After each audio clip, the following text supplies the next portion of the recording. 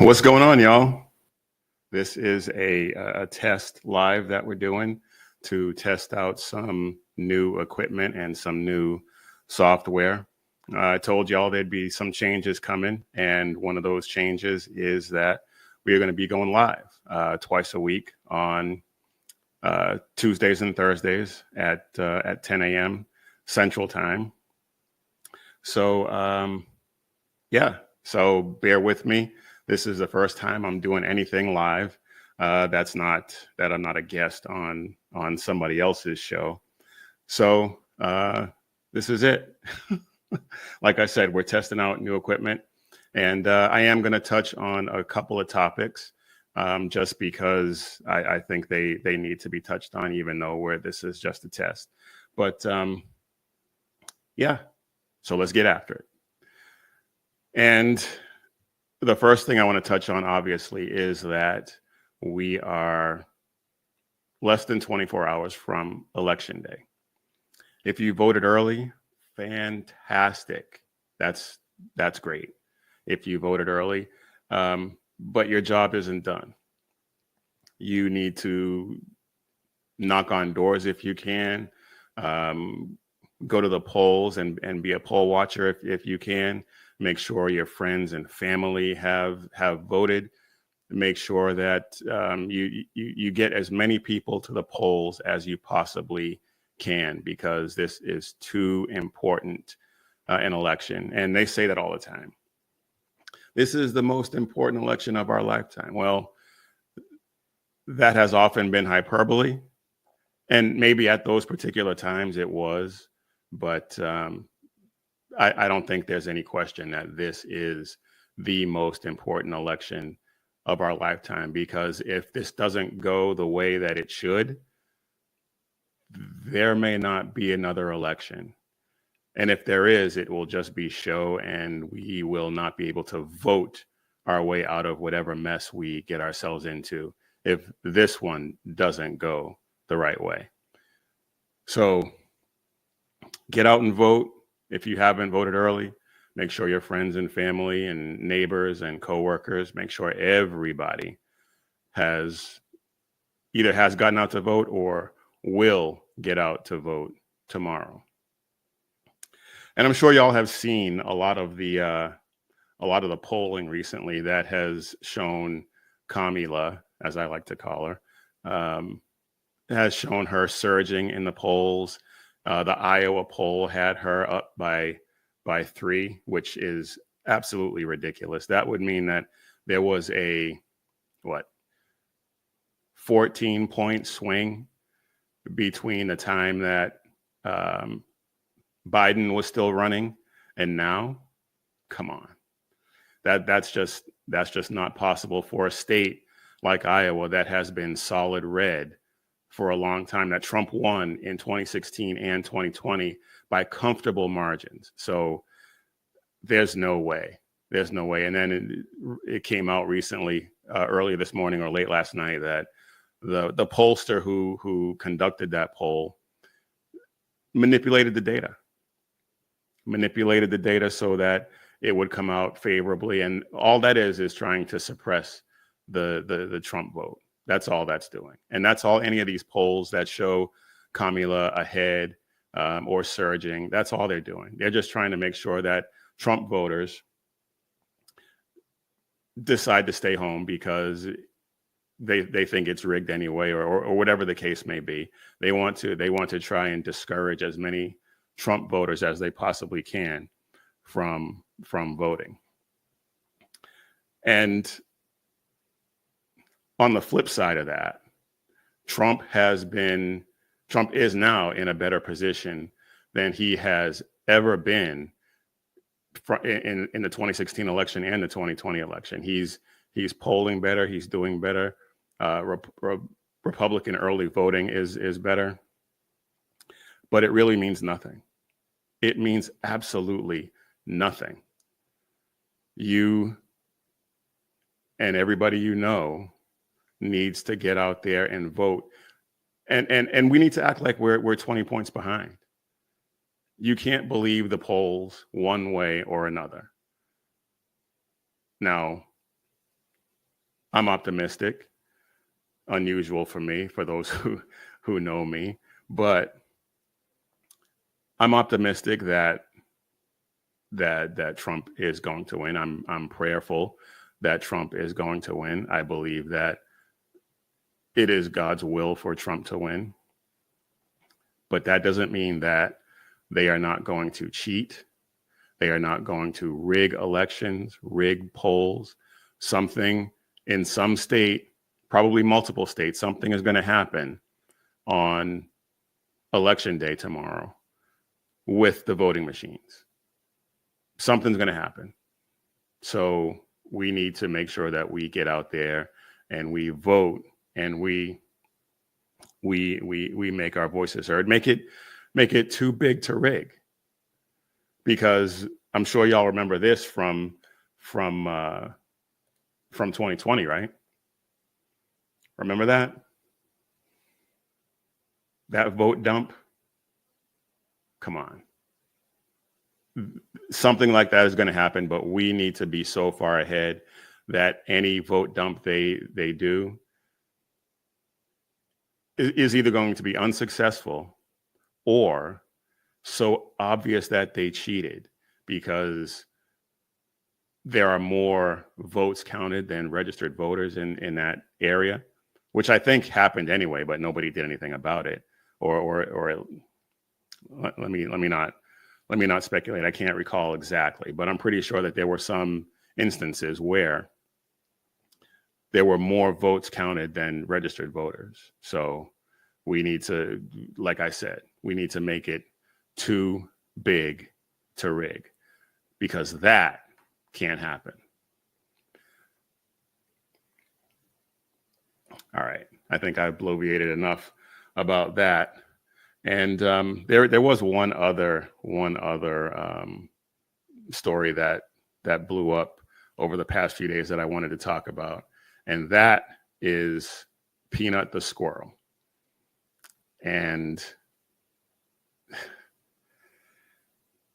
it blows my mind that this is even a thing. It blows my mind that New York spent time and resources going after an animal sanctuary and euthanizing a squirrel and a raccoon. And for what? And what really burns me up about it is the fact that they spent all this time and all this money and all these resources to euthanize these two animals in an animal sanctuary, no less. Meanwhile, illegal aliens running roughshod all over New York and all over the country, for that matter, raping and killing women, eating up resources, committing all kinds of crimes, and nothing. No warrants served, nothing. Just let it go. But they spend all that time and money going after a couple who owns an animal sanctuary and killing a squirrel and a raccoon. Anyway, take a look at this, because this video, to some people, this may seem trivial, but this is actually heartbreaking. Take a look at this.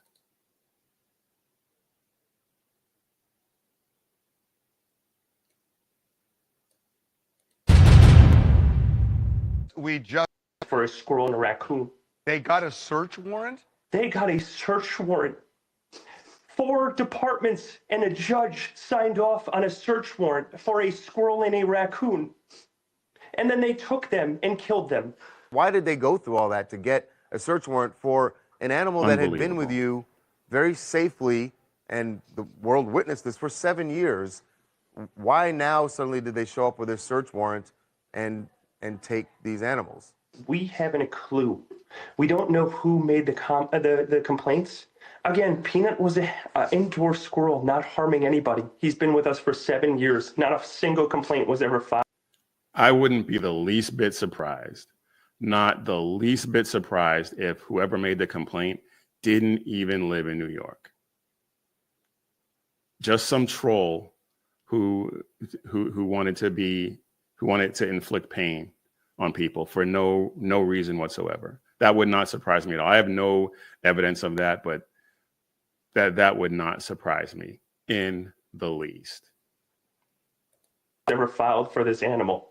We had him for 7.5 years. He became the world's most famous squirrel. We weren't hiding him by any means. He was all over TikTok. He became the first squirrel on TikTok to ever hit 1 million followers.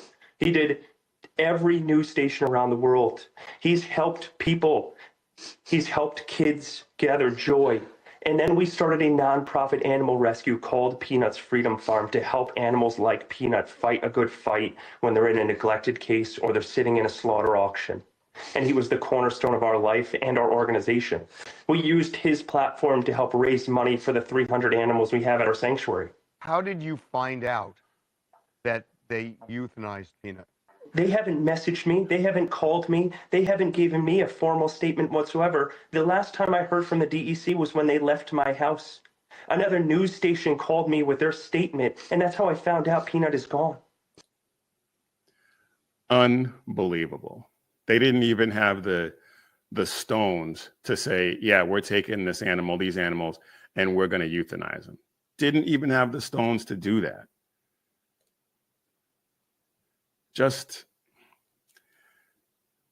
Government overreach, government priorities in a completely wrong place. Like I said, get out and vote, because this type of stuff is going to happen if this thing doesn't go the right way. And the next time it may not be a squirrel. The next time it may be your dog or your cat or your parrot or any other domestic animal that somebody decide. And you probably need to refrain from putting your business out there on TikTok and social media and stuff like that. I'm guilty of it too, believe me. But if you make somebody mad enough, they may file a complaint, and then you'll be in that same situation. Just heartbreaking, infuriating, just the whole gamut of emotions when it comes to stuff like that. Just unbelievable. Anyway, folks, that's it for today. Just testing out the equipment, testing out how to get some of these things to work on this new software. There will probably be one more test before we actually go live on Thursday. And on Thursday, we will probably be, we're either going to be in a celebratory mood or borderline 1776 mood, depending on how obvious they decided to make their cheating. But like I said, that's it for today. If you have any feedback, questions, please feel free to leave a note in the comments. I think this was only on Rumble. There was an issue with the YouTube stream that we'll try to get worked out for the next test. But yeah, that's it. So tune in later today on all the SHR media channels for The Edge of Liberty with my buddy Sackhead Sean, and we're also going to be doing an election coverage tomorrow, starting at, I believe, 5 p.m. Eastern. I'm not entirely sure right now. I have to take a look at that. I've been busy trying to get this straightened out, but yeah, tune in to the SHR Media Network, and you'll get great shows like The Edge of Liberty with, like I said, my buddy Sackhead Sean, The Reaver of Common Sense with Jersey Joe, BZ's Berserk Bobcat Saloon with the bloviating Zeppelin himself, BZ, and some other shows and some other specials that we got coming up. So go ahead and hit that like button, subscribe to all the channels, and that'll do it for us today. And remember, when seconds count, the police are only minutes away, but the Lord is right there with you. So keep your prayers going up and your head on a swivel. God bless.